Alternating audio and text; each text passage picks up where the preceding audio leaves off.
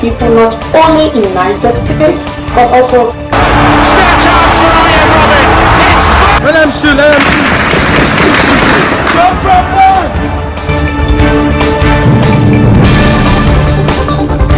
Good day. Thanks for joining the Gallery TV News Update at all. I am Oluwatomi Oberdi. The news headlines. Kano explosion. Buhari condoles with victims' families. Lockdown in Southeast states over Nnamdi Kanu. NDLEA arraigns Catholic knight brother for possession of 2.1 kilogram heroin. 80 billion naira fraud. AFCC uncovers 17 properties linked to Accountant General. On business news, federal government approves 169.72 billion naira private sector investment in roads. On sports news, Nigeria qualify for 2023 African Under-20 Cup of Nations. On entertainment news, Tiwa Savage gets special award in London. On foreign news, Singapore denies entry to extremist Indonesian preacher. Now to the news in details. Kano explosion, Buhari condoles with victims' families. The President, Major General Muhammadu Buhari, retired on Wednesday, condoled with families of the 9 persons who lost their lives in a gas explosion that rocked the Sabon-Gari area of Kano State. This is as he directed the relevant officials to provide adequate treatment for the injured persons who are undergoing treatment. Buhari's condolence message is contained in a statement signed on Tuesday by Senior Special Assistant on Media and Publicity, Garba Shehu. He says President Buhari offers condolences over deaths of 9 in Kano explosion. The President said the gas explosion in Kano is very sad and his deepest condolences to the families of those who lost their lives. Buhari commended the immediate steps taken in response to the incident by the agencies of the state government, National Emergency Management Authority (NEMA), the ministry, police, and other agencies of the federal government. Lockdown in Southeast states over Nnamdi Kanu. The Southeast was grounded yesterday as a leader of the indigenous people of Biafra, IPOB, Nnamdi Kanu, was denied bail by the Federal High Court in Abuja. IPOB had announced a sit-at-home in solidarity with its leader and there was almost total compliance.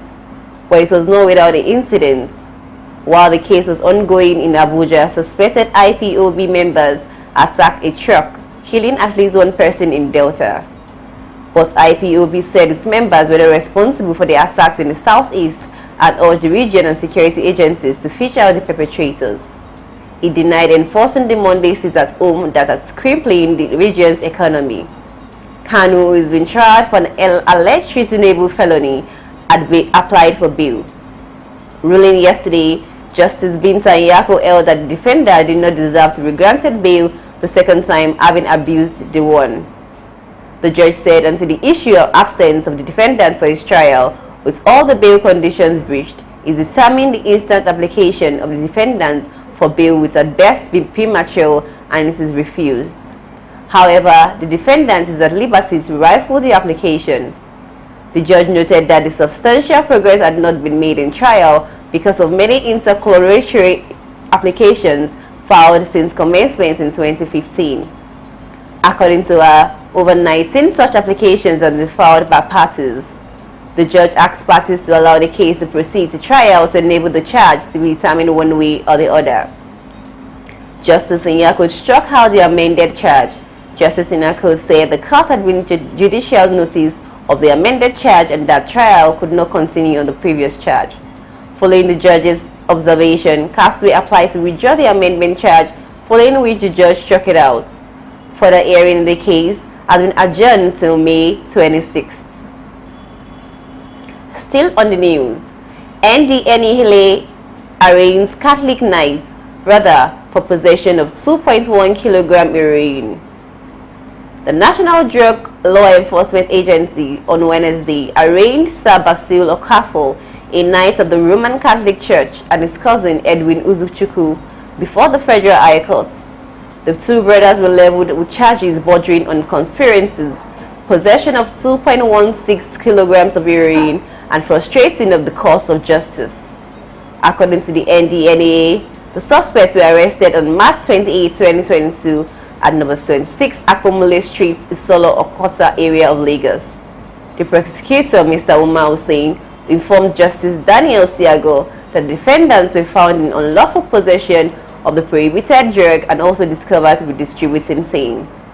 The council also alleged that Okafor threw his iPhone 7 containing a SIM card into a water closet in a bid to obstruct the operations of the NDLEA officials in the course of his arrest.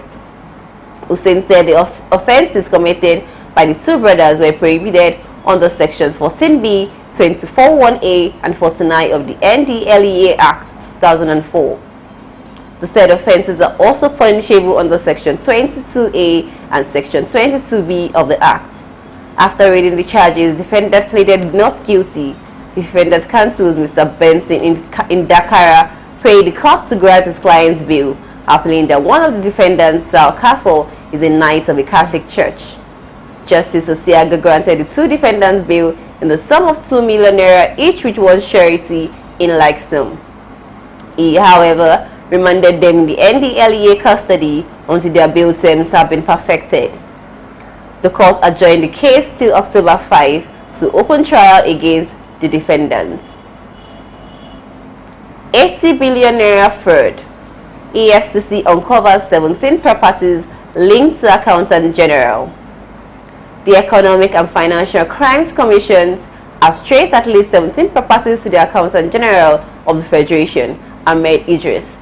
This is just as the Minister of Finance, Budget and National Planning, Zainab Ahmed, suspended Idris, who is currently being investigated for fraud to the tune of 80 billion naira. An official of the EFCC who wished to remain anonymous said the properties traced to Idris are located in Kano, Lagos, Abuja, Dubai and London. He, however, said preliminary investigations showed that the nation's chief accountant allegedly used proxies to buy some of those properties. The commission would therefore need to invite some of the proxies of the Accountant General. The detective added that from all indications, these properties were purchased while Idris was in office and did not declare them before the Code of Conduct Bureau as stipulated by law. He added about 17 houses in London, Lagos, Kano, Abuja and Dubai have been traced to him. In Abuja, some of the houses are located in service estates. The EFCC had in a statement on Monday announced the arrest of the Accountant General for fraud to the tune of 80 billion naira.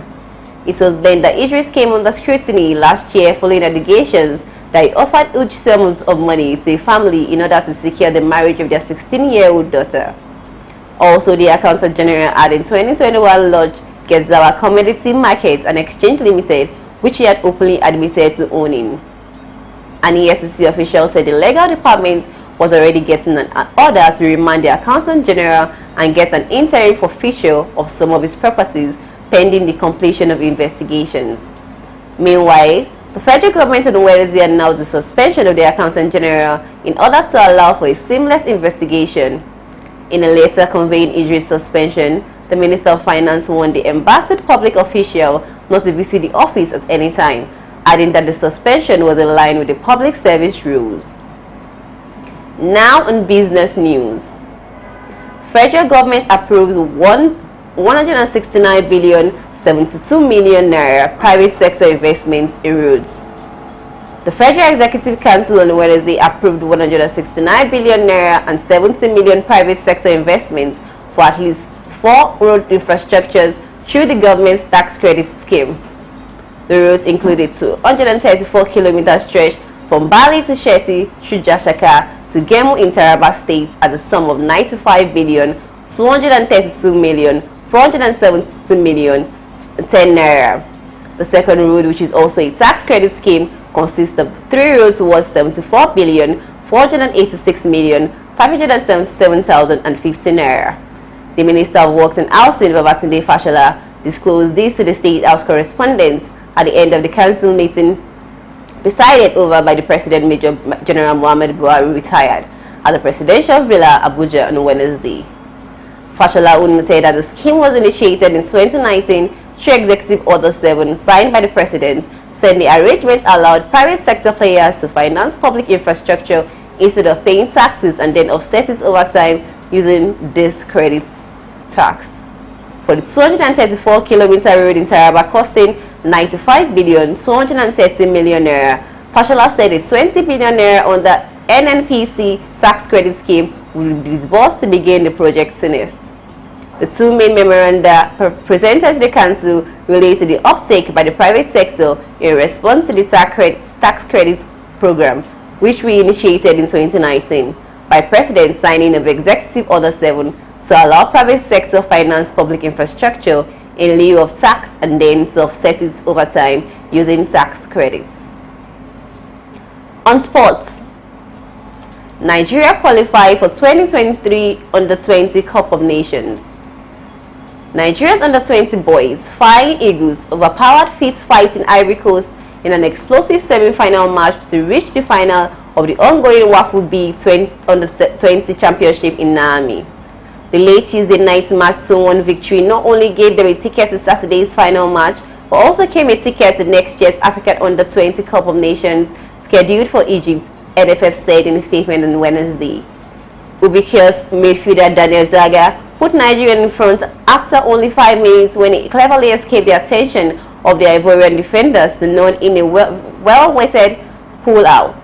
The 7-time African champions then launched onslaught after onslaught on the Ivorian goal, but failed to add to the tally before the Ivorians equalized just before halftime from an intelligently taken free kick at the edge of the Nigerians' 18-yard box. Neither team could find another goal to gain upper hand before the end of the regulation time inside the State General Senior Kunche, and the game went into extra time. Forward Ibrahim Yaha got the winner for Nigeria in the 111th minute of play when he tucked in from the penalty spot to make it 2-1. Nigeria will square up against neighbors Benin Republic in Saturday's final. On entertainment, Tiwa Savage gets special award in London. Music star Tiwa Savage has been honored with a special recognition award at the Women for Africa Awards in London.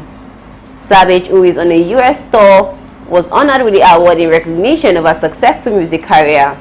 Though absent at the award night, Savage commended the organizers of the award in a thank you speech rendered through a video. In her speech, Savage dedicated the award to women who are pulling their weight in Nigeria and Africa as a whole. Savage bagged the award alongside other female professionals from different walks of life. The 8th edition of the award ceremony had actress Yvonne Jegede in attendance. Other women in attendance include Dr. Shola Mos-Chubabemo, Oni Ajiwo, Lara Oyeshoya, Teresa Wusu-Partner, Adeola Onosoya, Faye Shayo, Adeyemi, and Juliana Olayenka of Channels, Professor Karo Makaka, and Dr. Gillian Lakareba. Founders of Women for Africa, Sam and Tola Onibanjo, said newsmen that it is important for Africans and women to celebrate and write their own narrative for the world to see. Over 80 women ranging from arts, technology, and healthcare sectors were awarded and celebrated for their relentless efforts to continually keep African flags flying. Some previous recipients of the Women for Africa include Mrs. Aisha Buhari, Mrs. Oluwatoyin Sani, Ambassador Nimi Akenkugbe, Dr. Joe Oke Odumaki, Senator Daisy Danjima, Honorable Abike Dabiri Erewa, amongst others. Lastly, on foreign news, Singapore denies entry to extremist Indonesian preacher. A prominent Muslim preacher from Indonesia has been denied entry to Singapore over extremist teachings, officials said, sparking criticism from a top Islamic body in its homeland. Singapore is majorly ethnic Chinese but also home to several minority groups, including Muslims, and authorities take a hard line against anyone they believe could inflame tensions between different communities. Abdul Samad Babutara arrived in Singapore on Monday along with 6 travel companions on a ferry from the neighboring Indonesian island of Batam. But the group was denied entry after officials interviewed Samad and sent back to Batam on the same day. Samad has been known to preach extremist and segregationist teachings which are unacceptable in Singapore's multiracial and multi-religious society, the Interior Ministry said in a statement last Tuesday. Somat sought to legitimize suicide bombings in his preachings and also publicly referred to non-Muslims as infidels, the ministry said. While Somat had attempted to enter Singapore seemingly for a social visit, the Singapore government takes a serious view of any persons who advocates violence and or expose extremist and segregationist teachings. Somat, who has a large social media following in Indonesia, the world's most populous Muslim majority country, said on YouTube that officials gave him no explanations as to why he was denied entry. Indonesia's Ulema Council, the country's top Muslim clerical body, reacted angrily to the incident. The Indonesian embassy in Singapore has also contacted the city-state's foreign ministry to seek further details. That is it on the news update at 12. I am Oluwatomi Owoberedi. Do follow us for more and enjoy the rest of your day.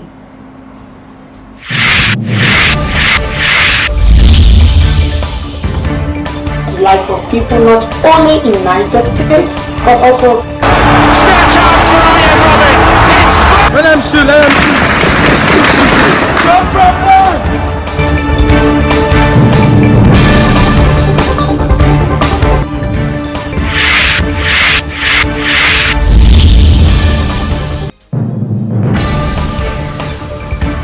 fever in Taraba due to lack of specific dialysis machine. Proposed by the federal government to finance deficit in the 2021 budget by approval.